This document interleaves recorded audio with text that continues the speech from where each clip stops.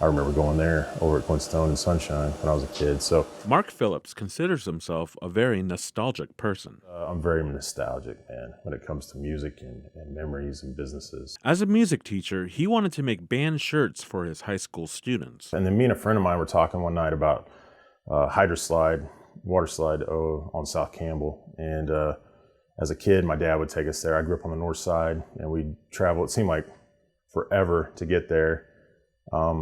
And we were just talking about hydroslide and how cool it'd be to have like a shirt, you know, an old hydroslide shirt.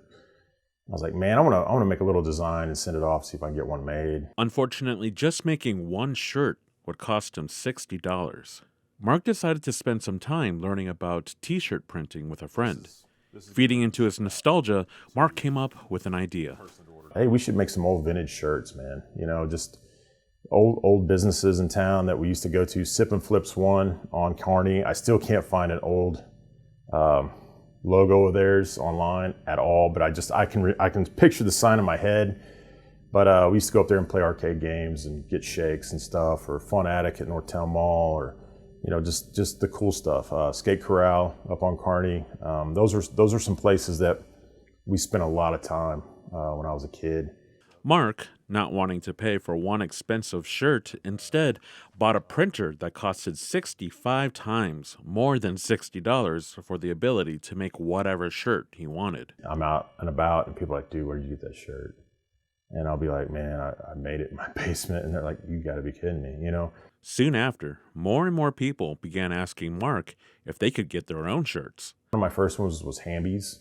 And I had to build that one from the ground up, just from old photos. And I kind of gave it just like an old school look. And Coley's was another first one because that was a fond memory in college. A lot of them were college memories, and then a lot of buddies throwing stuff at me. So right now I have businesses that have closed down in Springfield, obviously. Mark says the feedback has been positive. He says he's talked to some of the owners of closed businesses about the shirts, and they've been really excited to see their impact on the people of Springfield. That was the logo I remember. After speaking with some intellectual property attorneys, Mark verified that the logos he's using no longer have trademarks on them. If somebody reached out to me and said, hey, I don't like you printing my logo, I would stop immediately. I don't want to offend anybody. Like I said, it's not about getting rich. It's about bringing these memories back.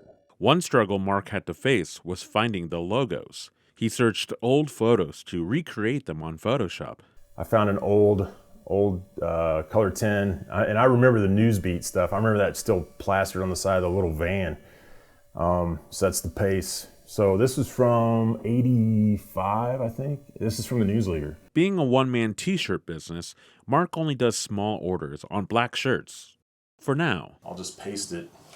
On his website, lostspringfield.com, Mark has 47 t-shirts available, but is open to more ideas as he makes each shirt to order. I'm trying to figure out a way to just accommodate everybody, because it's not about, like I said, it's not about getting rich. It's about getting these out to people just so they can see each other. Dude, look at that shirt, you know, or like, I remember this, or I remember that. And man, there's so much hate in the world right now. I just want people to look at these shirts and be like, I remember a good time at that place, man. Or I remember get arrested there. Or I remember that, you know, but you can laugh about it now, you know, and that's all I want. It's just people to laugh and enjoy just looking at each other's shirts.